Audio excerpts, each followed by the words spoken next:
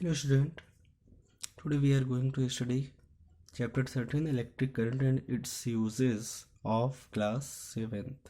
Okay, as you know, electricity play a very important role in our day-to-day life. Without electricity, nowadays we are unable to do any work. है ना? Most of the work is done by electricity. चाहे वो refrigerator भी use हो, fan हो, bulb, computer, हमारे phone की charging हो, है ना। इवन अब तो बाइक्स वगैरह भी इलेक्ट्रिक करंट से चार्ज होने लगी।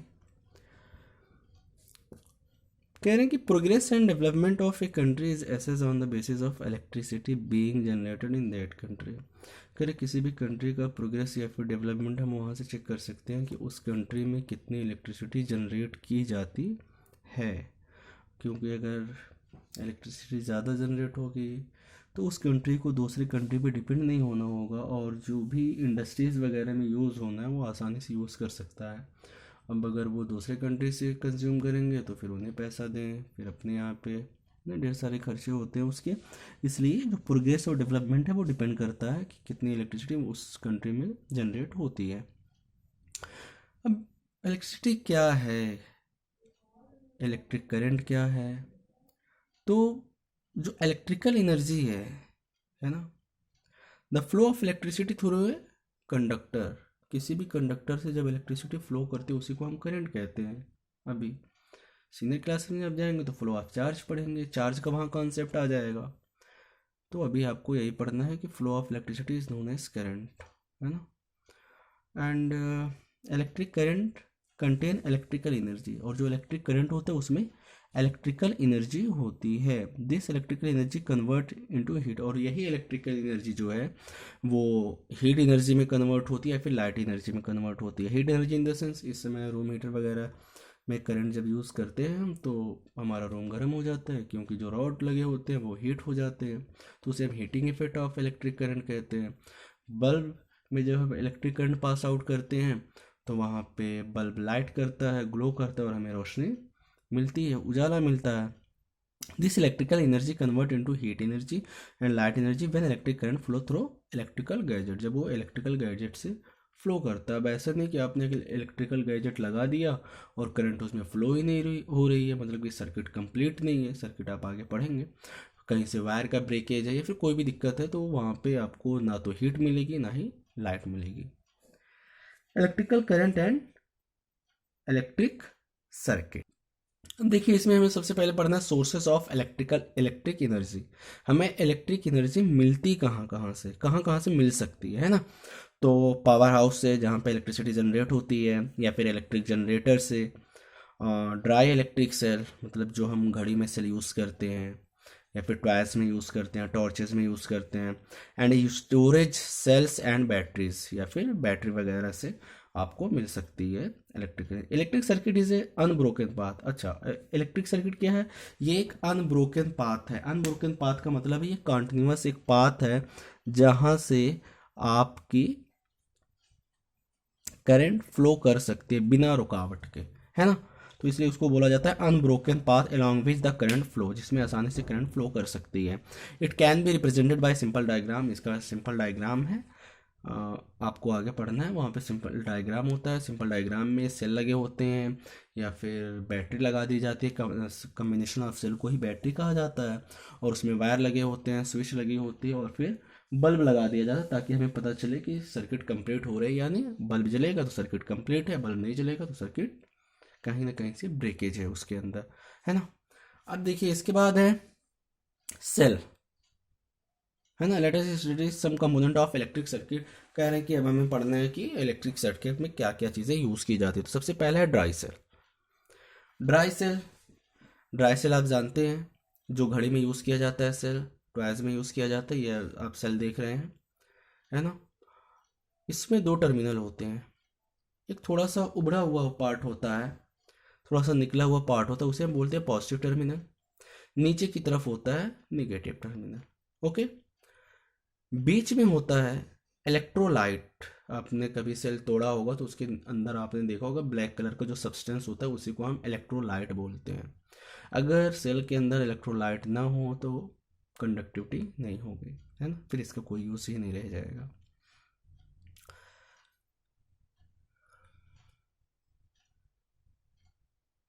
इसके बाद है बटन सेल।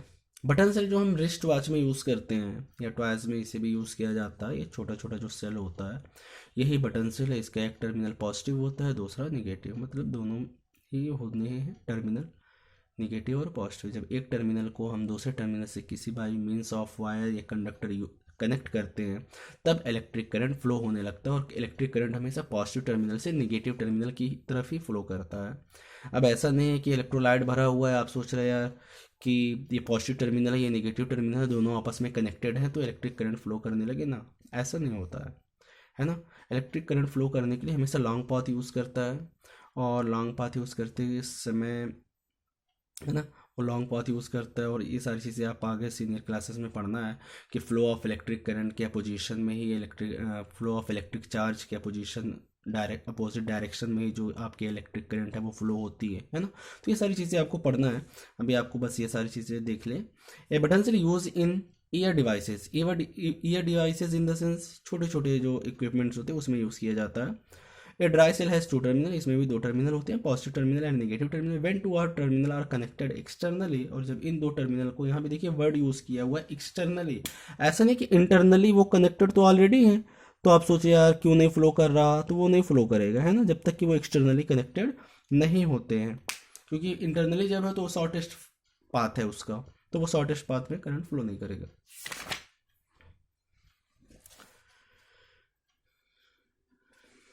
इसके बाद देखिए मेटालिक वायर और मेटल पीस, उसको जब हम कनेक्ट करते हैं मेटालिक वायर या मेटल पीस से तो वो फ्लो करने लगता है। The current flow from positive terminal, ये हमने अभी एक्सप्लेन कर दिया कि जो करंट होती है वो हमेशा पॉजिटिव टर्मिनल से नेगेटिव टर्मिनल की तरफ फ्लो करती है। The longer line symbol of, अब देखिए यहाँ पे सिंबल है सेल का, जो सेल का सिंबल है तो इस सेल के सिंबल में आप देख पा रहे हैं कि एक थोड़ी सी लाइन लंबी है और एक लाइन थोड़ी सी छोटी है।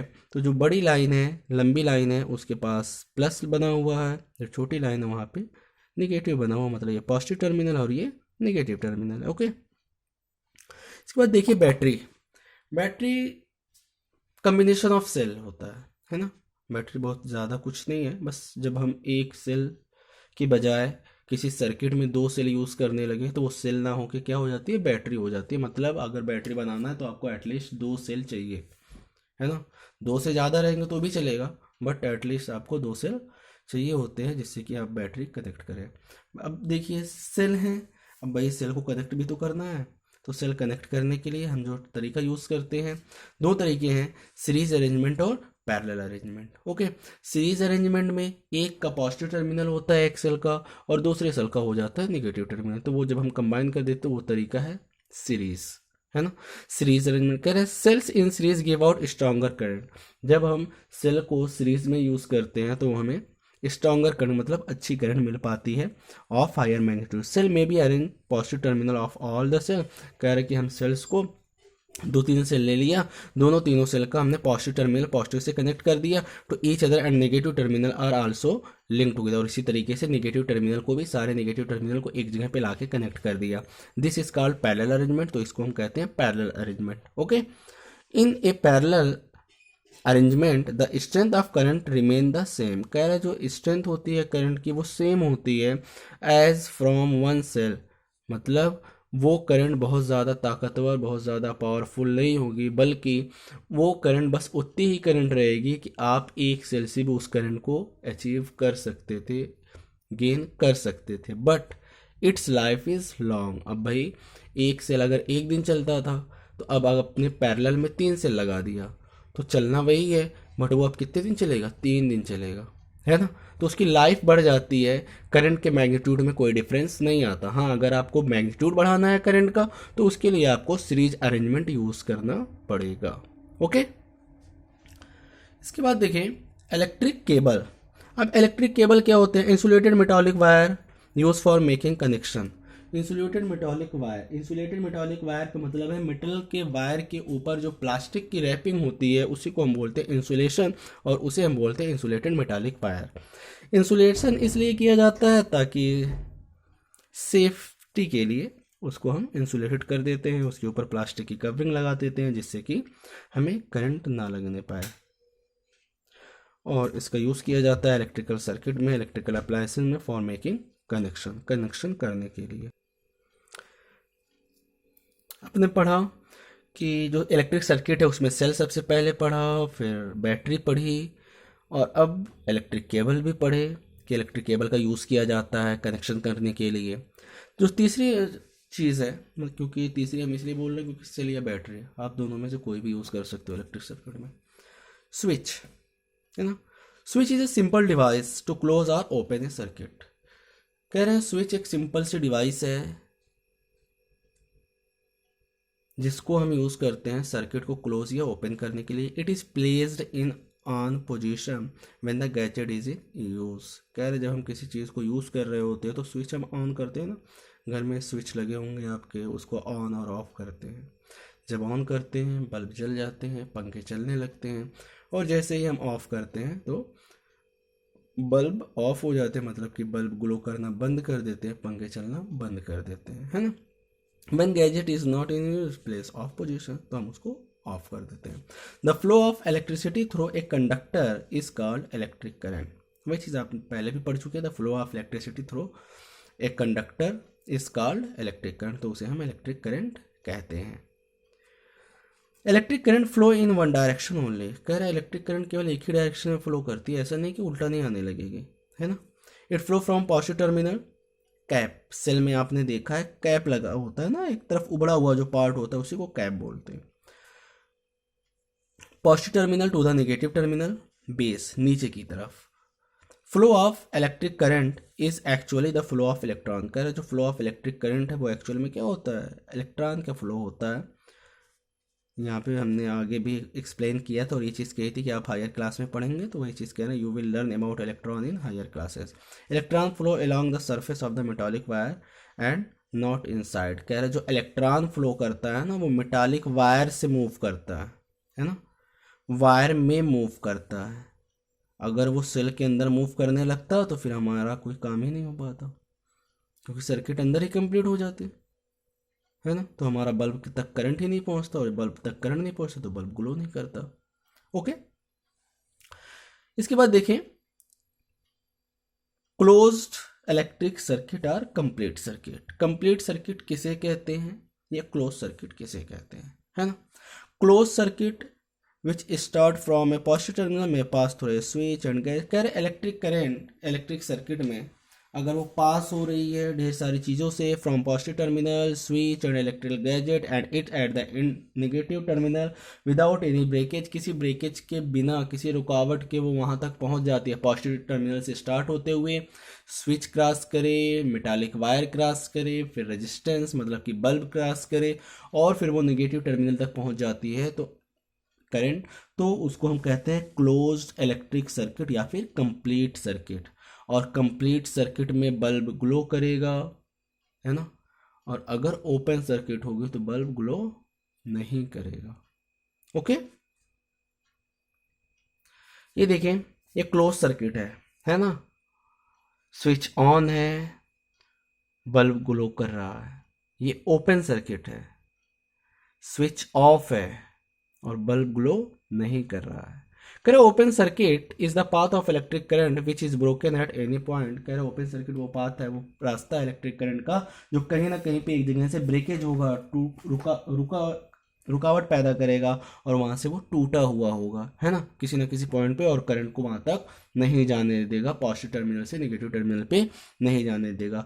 Electric current flow only along a close circuit. कह रहे जो इलेक्ट्रिक करंट फ्लो करता है वो केवल एक क्लोज सर्किट से ही फ्लो करता है, ओपन सर्किट से इलेक्ट्रिक करंट फ्लो नहीं करता, इसलिए हमारा बल्ब जलेगा नहीं। कह रहे two metallic wire are use to complete a circuit. कह रहे दो तरीके के मेटालिक वायर यूज किए जाते हैं। It require at least 2 piece of wire, हमें कम से कम 2 टुकड़े चाहिए तार के, तब जाके सर्किट कंप्लीट होगी। One wire start from positive terminal, एक वायर पॉजिटिव टर्मिनल से रिलीज होगा और दूसरा वायर नेगेटिव टर्मिनल से रिलीज होगा, और दोनों टर्मिनल वाले वायर जाके बीच में जहाँ पे हमें बल्ब जलाना हो, पंखा चलाना हो, है ना, जो भी इलेक्ट्रिकल अप्लायंसेस या इलेक्ट्रिकल गैजेट यूज़ करने हैं, तो वहाँ पे हम उसको कनेक्ट कर देते हैं और फिर वो सर्किट कंप्लीट हो जाती है। इसके बाद कह रहे हैं कंडक्टर एंड इंसुलेटर। तो what is conductor? Conductor are the material are the substance are the object which conduct electricity, है ना, जो इलेक्ट्रिसिटी को आसानी से कंडक्ट कर देते हैं, अपने से पास आउट हो जाने देते हैं, उसे हम बोलते हैं conductor of electricity.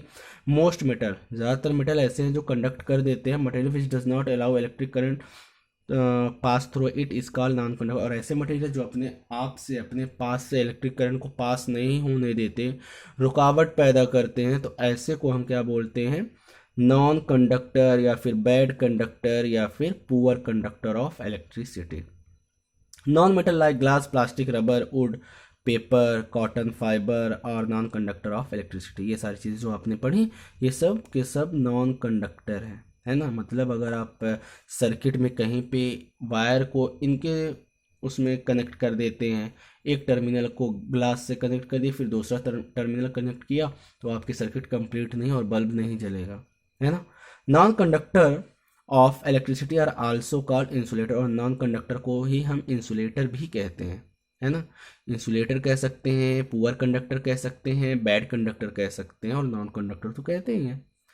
The non insulated wire, naked wire मतलब बोलते हैं ना, नंगा तार है, उसके ऊपर से प्लास्टिक की कवरिंग नहीं होती है। हम अपने स्टेट में अगर देखें तो खैर गवर्नमेंट उसको इंसुलेटेड वायर से रिप्लेस कर रही है, बट पहले ऐसा होता था, या अभी भी आपको नज़र पड़ जाएगी कहीं ना कहीं पे, कि वायर के ऊपर से प्लास्टिक की कोटिंग नहीं होती है, तो वही नेकेड वायर है। Through which the current flow if touch with bare hand, मतलब नंगे हाथों से, अगर आपने अपने हाथों में ग्लव्स नहीं पहन रखा है प्लास्टिक का, गिवन इलेक्ट्रिक शॉक, तो हमें इलेक्ट्रिक शॉक लगेगा, झटका लग सकता है। This is the reason why all led metallic wire and metallic gadget use in an electric circuit are coated are provided with insulator. का है इसीलिए जो भी वायर होते हैं, जितने भी सब्सटेंस होते हैं, वहाँ पे एक इंसुलेशन लगा होता है इलेक्ट्रिकल गैजेट के बॉडी पे, ताकि हम उसे अगर हैंडल कर रहे हैं बेयर हैंड से भी, बिना ग्लव्स के, तो हमें करंट ना लगने पाए, है ना। अब देखिए गुड टू नो में देखें, इसमें थॉमस अल्वा एडिसन जी के बारे में दिया हुआ है, और इनकी जो लाइफ स्पैन था 1847 से लेके 1931 तक थे। ये greatest inventor in the history, patented 1093 invention. इन्होंने अपने लाइफ में 1093 इन्वेंशन किए थे total. He went to school only for 3 month. ये स्कूल केवल 3 महीने के लिए गए थे, ओनली फॉर 3 मंथ। ये केवल 3 महीने के लिए ही स्कूल गए थे, और ज़्यादातर अपना समय जो है ये काम करने में, एक्सपेरिमेंट, दुकान में काम करते थे और वहाँ पे एक्सपेरिमेंट करते थे छोटी छोटी चीज़ों से। इट वॉज द ईयर 1879, यह 1879 का समय था। Experimenting with A filament, filament का मतलब बहुत पतला सा तार। आपने 100 वाट वाला जो बल्ब होता था, पीला वाला बल्ब होता है, उसके अंदर आपने फिलामेंट देखा है, जो वायर होते हैं ना स्प्रिंग टाइप के, वही फिलामेंट है, बहुत पतला सा तार होता है। And so that the wire started glowing, और उन्होंने देखा या दिखाया लोगों को कि जब उसमें से करंट फ्लो हुआ, वायर बहुत पतला सा था, तो वो ग्लो करने लगा, जलने लगा, चमकने लगा। Through it on this finding gave the electric, और उन्होंने इसको electric bulb for lightning the room, और उसको उन्होंने रूम में लगाया ताकि रूम में उजाला रहे। Edison also worked to invent phonograph, phonograph को इन्वेंट करने में हेल्प की, जिसको टॉकिंग मशीन कहते हैं, gramophone, motion picture camera, storage battery, dictaphone, transmitter and many other gadget. इन्होंने ढेर सारे इन्वेंशन किए, आपने पढ़ा ही, 1093 इन्वेंशन इन्होंने किए टोटल, है ना। Then after Edison was a scientist in real, कह रियल सेंस, कह जो एडिसन जी थे वो सच में एक साइंटिस्ट थे, है ना, वो तो थे। But Edison love to experiment and never got discourage. कह रहे एडिसन जी एक्सपेरिमेंट करना पसंद करते थे, तो कभी भी डिस्करेज नहीं होते थे, कि अगर उनका रिजल्ट नहीं आया जैसा वो सोच रहे हैं तो वो मायूस नहीं होते थे। Would you like to know how many failure he face, there were nearly 10,000 trial and test in which he fail. करे लगभग 10,000 ऐसे ट्रायल थे जिसमें वो फेल हुए and could not get positive result, और उन्हें कोई भी पॉजिटिव रिजल्ट नहीं मिला। Once he was told about the failure which were many time more than his success, he was happy to tell that the unsuccessful attempt were not the failure but the lesson, that there were just 10,000 way that won't work and that he should not go along with them in future। कह रहा है कि एक बार उन्होंने failure के बारे में बताया कि वो खुश हैं, टेल दैट ये कहते हुए कि the unsuccessful attempt not were not the failure, जो अनसक्सेसफुल अटेम्प्ट थे 10,000 बार में उन्हें कोई भी पॉजिटिव रिजल्ट नहीं मिला था, वो वेर नॉट द फेलियर, वो एक फेलियर नहीं था, बट द लेसन, लेकिन वो एक सीख थी किस चीज़ की, दैट देयर वेयर जस्ट 10,000, कि लगभग 10,000 रास्ते ऐसे थे जिसपे उन्हें वर्क नहीं करना, and that should not go along, और वो फ्यूचर में उस रास्ते को कभी भी नहीं फॉलो करेंगे, है ना, विद देम इन फ्यूचर, कभी भी वो भविष्य में उस चीज़ को फॉलो नहीं करेंगे। Okay student, in next class या in next video, in next lecture, we will discuss about next topic, which is three way in which electricity serves, किस तरीके से हमें जो इलेक्ट्रिसिटी है वो हमें हेल्प करती है ना, ये सारी चीज़ें हम नेक्स्ट क्लास में पढ़ेंगे। Okay, thank you.